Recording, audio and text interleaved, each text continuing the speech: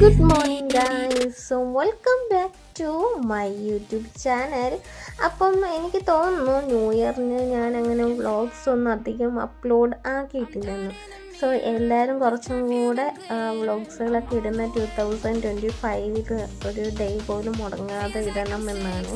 പക്ഷെ എൻ്റെ കേസിൽ എനിക്ക് മടിയാണ്, പിന്നെ കുറച്ച് ബിസി ഒക്കെ ആയതുകൊണ്ടാണ് വ്ളോഗ്സ് ഒന്നും കാണാത്തത്.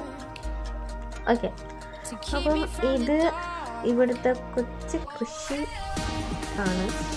എനിക്കിത് യാതൊരു ബന്ധവുമില്ല, ചെയ്യുന്നവർ ചെയ്യട്ടെ. ഓക്കെ, അപ്പം രാവിലെയൊക്കെ എണീറ്റ് പല്ലൊക്കെ തേച്ച് ചായ കുടിച്ചു. എന്നിട്ട് ഇന്നത്തെ ക്ലൈമറ്റ് നല്ല രസമുണ്ട്. ഇപ്പം ഭയങ്കര കാറ്റ് ഒക്കെയാണോ, പക്ഷെ ഇന്ന് കാറ്റില്ല, ക്ലൈമറ്റ് കാണാൻ നല്ല രസം. ഇഷ്ടപ്പെട്ടു. ഇപ്പോൾ രാവിലെ തന്നെ കാക്ക നോക്കും. അല്ലെങ്കിൽ ഞാൻ വീഡിയോ എന്തെടുത്താൽ അവർക്ക് ഇൻട്രസ്റ്റ് ഇല്ലാതെ പോകും. എനിവേ, എനിക്ക് നല്ല കണക്ക് വിശക്കുന്നു. അപ്പോൾ ഇടിയപ്പവും തേങ്ങറിയാണ്, അപ്പോൾ അത് കഴിച്ചിട്ട് ബാക്കി കാണിക്കും. ഓക്കെ, അങ്ങനെ ഞാൻ കുറച്ച് സാധനങ്ങൾ ഓർഡർ ചെയ്തിട്ടുണ്ട്. അപ്പോൾ അതൊക്കെ വന്നു. അപ്പോൾ അതിൻ്റെ ഒരു ചെറിയ റിവ്യൂ കൂടെ ആയിട്ടാണ് ഈ ഒരു വ്ളോഗ് ചെയ്യുന്നത്. അപ്പം എനിക്ക് സൺസ്ക്രീൻ ഇപ്പം ഇല്ല കുറച്ച് നാളായിട്ട്. അപ്പോൾ എനിക്ക് ഈ ഒരു സൺസ്ക്രീൻ യൂസ് ചെയ്തും ഒന്നുമില്ല. ഞാൻ ഫസ്റ്റ് ടൈമാണ്. അപ്പം എനിക്കറിയത്തില്ല ഇത് എത്രത്തോളം നല്ലതെന്നും എനിക്കറിയത്തില്ല. അപ്പം എനിക്ക് കണ്ടപ്പോൾ റിവ്യൂസൊക്കെ കണ്ടപ്പോൾ ഒന്ന് വാങ്ങിച്ചു എന്നേ ഉള്ളൂ. ഇപ്പം ഡെയിലി ഞാൻ യൂസ് ചെയ്യുന്ന ഒരാളെ അല്ല. ഞാൻ സ്കിൻ, ഹെയർ, സെൽഫ് കെയർ ഒന്നും അല്ലാത്തൊരു വ്യക്തി ആയതുകൊണ്ട് എനിക്കൊന്നും പറയാനും പറ്റത്തില്ല. എനിവേ വാങ്ങിച്ചു.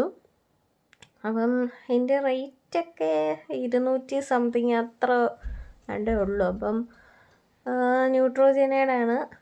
അപ്പം എനിക്കിതിനെപ്പറ്റി വലിയ ഐഡിയയും കാര്യങ്ങളൊന്നും ഇല്ല. അപ്പം ഓരോരുത്തരുടെ സ്കിൻ ടൈപ്പ് അനുസരിച്ചാണ് ഓരോ സാധനങ്ങൾ വാങ്ങിക്കുന്നത്. അപ്പോൾ എൻ്റെ കുറച്ച് ഓയിലി സ്കിന്നാണ്. അപ്പം അതനുസരിച്ചുള്ള രീതിക്ക് വാങ്ങിക്കാമെന്ന് വെച്ചു. അപ്പം എൻ്റെ ഓയിലി ആയതുകൊണ്ട് എനിക്ക് എന്തെങ്കിലുമൊക്കെ യൂസ് ചെയ്യുമ്പോൾ കുറച്ചും കൂടെ ഓയിലി ആയിട്ട് തോന്നും. അപ്പം അങ്ങനെ ഒരു പ്രശ്നമൊക്കെ ഉള്ള സ്കിന്നായതുകൊണ്ട് ഞാൻ കൂടുതൽ ഒന്നും അപ്ലൈ ചെയ്യാൻ ശ്രമിക്കാറില്ല.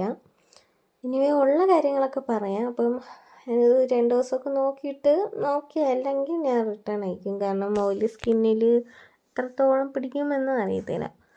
പിന്നെ ഒരു സാധനം വാങ്ങിച്ചെന്ന് വെച്ചാൽ എൻ്റെ ഓയിലി സ്കിൻ ആയതുകൊണ്ട് മാത്രമല്ല, എനിക്കിപ്പം നല്ല രീതിക്ക്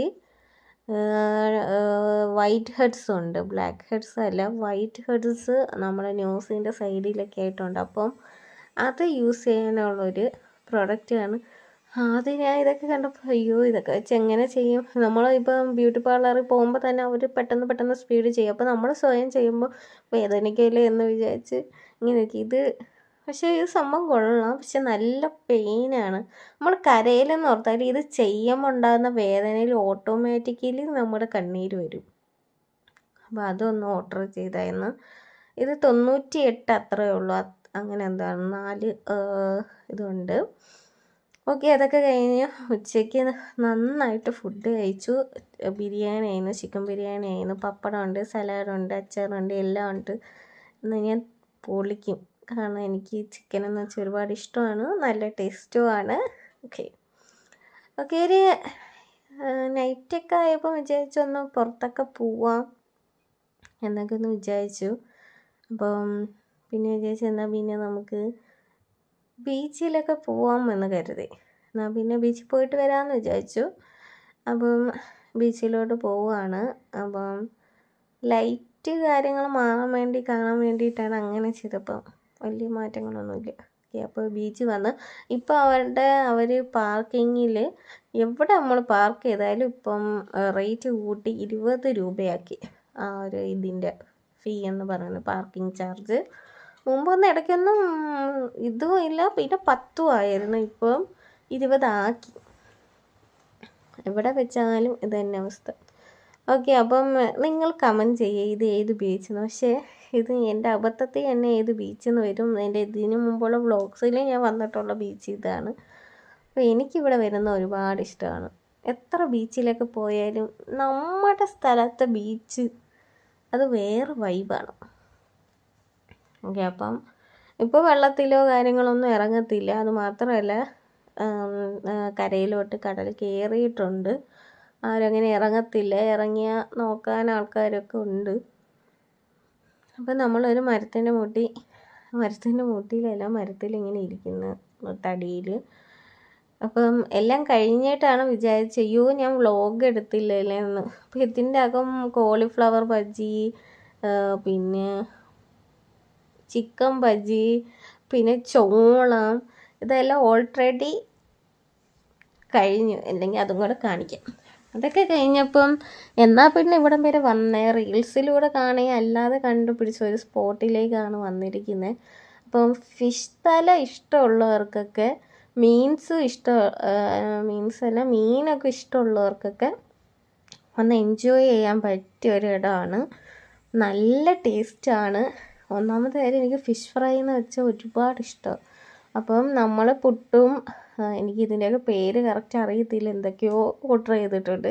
അപ്പോൾ ഇവിടെ നമ്മൾ ചെല്ലുമ്പോൾ അവരാദ്യം നമ്മളത്തെ മീൻ സെലക്ട് ചെയ്തിട്ട് ഇഷ്ടപ്പെട്ട മീൻ ഏതാണെന്ന് പറയാനാണ് പറയണത്. ഓക്കെ, പിന്നെ നമ്മൾ അതിന് ഓപ്പോസിറ്റാണ് മീൻ ഇങ്ങനെ വിൽക്കുന്നത് വിലയ്ക്ക്.